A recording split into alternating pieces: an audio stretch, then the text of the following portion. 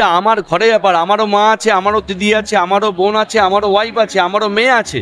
সুতরাং এই লড়াইটা আমার ফ্যামিলির সাথে লড়াই হচ্ছে। ব্যক্তিগতভাবে আমি একজন ছেলে হিসেবে লজ্জিত যে সমাজে এটা হতে পারে, কিন্তু আমার বক্তব্য তার জন্য প্রতিবাদ, তার জন্য আন্দোলন, তার জন্য যা করা করতে হবে এবং আইন প্রণয়ন করে এদের কঠোর, যেটা মমতা ব্যানার্জি বলেছেন এবং অভিষেক ব্যানার্জি বলেছেন, আইনটাকে আইনসভায় নিয়ে গিয়ে এটাকে একদম আইন আনতে হবে। আমি মনে করি এনআই একটা যেমন মামলা হয়, আমারও ব্যক্তিগত মত এনআই একটা যেমন মামলায় 45 ডেজ মামলা শেষ, একদম সেইভাবে এই মামলায় আওতায়নে কথায় কথা সেই মামলাকে ডিলে করে রাখা উচিত না এবং প্রকৃত দোষীদের ধরতে হবে।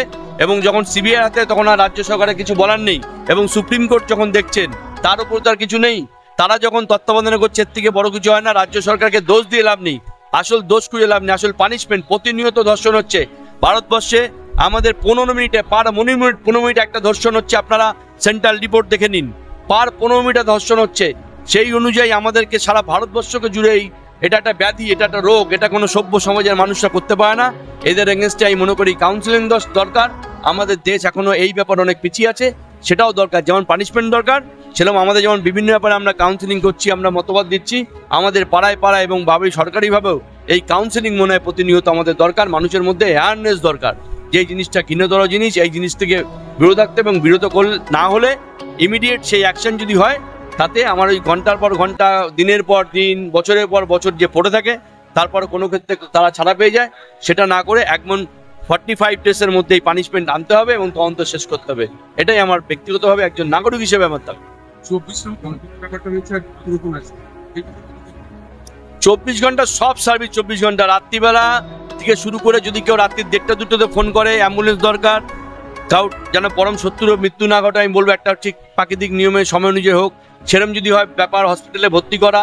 তারপরে কোনো রকম ঝামেলা, মারামারি, গন্ডগোল, ফ্যামিলি ঝামেলা, সব রকম, শুধু এটা নয়, সরকারি কাজ তো আমরা দিনের বেলা সব মানে কেউ বাড়ির সামনে হয়তো ঠিক মতো কোনো কারণে হয়তো ঝাড় দেওয়া হচ্ছে না, বা কোনো ঘটনা হচ্ছে, বা কেউ কিছু পশু পাখি মরে রয়েছে, বা কিছু সব রকম, মানে ফোন করলেই আমরা সঙ্গে সঙ্গে সেখানে পৌঁছে যাই দিনের বেলা। এবং রাত্রিবেলা for emergency whole night service দেওয়া হয়। আমাদের যে 3টে ফোন নম্বর দেওয়া আছে হেল্পলাইনে, সেটা সব সময় ফোন করে পাওয়া যায়, আমরা সার্ভিস দিই। এটাই আমাদের 24 ঘন্টা 24 নম্বর সার্ভিস।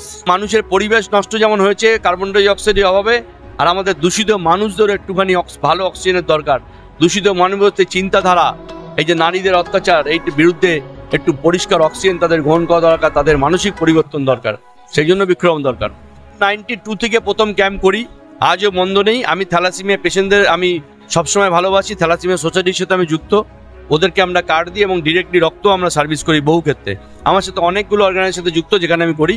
তো ওদেরকে একটা ব্লাড না দিলে আমার খারাপ লাগে, তাই ওই পেশেন্টগুলোর দিকে ওরা কোথায় কি হচ্ছে দেখার দরকার নেই। ওদের লকডাউনের সময় ব্লাড লাগে, ওদেরকে চিকিৎসা পিছিয়ে রাখার কোনো রাস্তা নেই। ওদেরকে ঠিক টাইমলি রাখতে, রক্ত না দিলে ওদের মৃত্যুবরণ করতে হবে। অপারেশনকেও ডেট পেছনে যায়, যে কোনো সময় নেওয়া যায়, মেডিসিন খাইয়ে করা যায়, কিন্তু এদেরকে ওয়েট করা যায় না।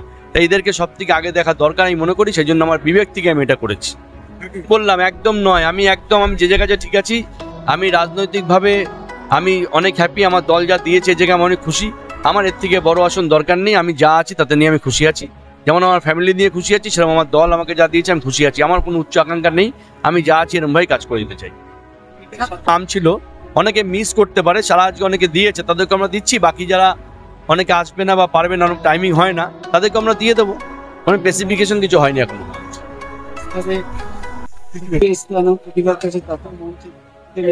তাকে মঞ্চে নয়, তাকে বৈভব কুমার 99.3% পেয়েছে অল ওভার ইন্ডিয়াতে, ও থার্ড হয়েছে। এটা আমাদের বিশাল গর্ব। এবং আমি যেদিনকে শুনেছি সেই দিনকেই ওকে বাড়ি থেকে সংবর্ধনা করেছি, সেদিনকেই বাড়ি থেকে সংবর্ধনা করেছি, এবং বিডিও অফিস থেকে সেদিনকে এসেছিল, আরও বিভিন্ন সরকারি জায়গায় সংবর্ধনা হয়েছে, তাই আজকে অন স্টেজ করলাম। দেখতে থাকুন, সঙ্গে থাকুন বেঙ্গল নিউজ টিভি।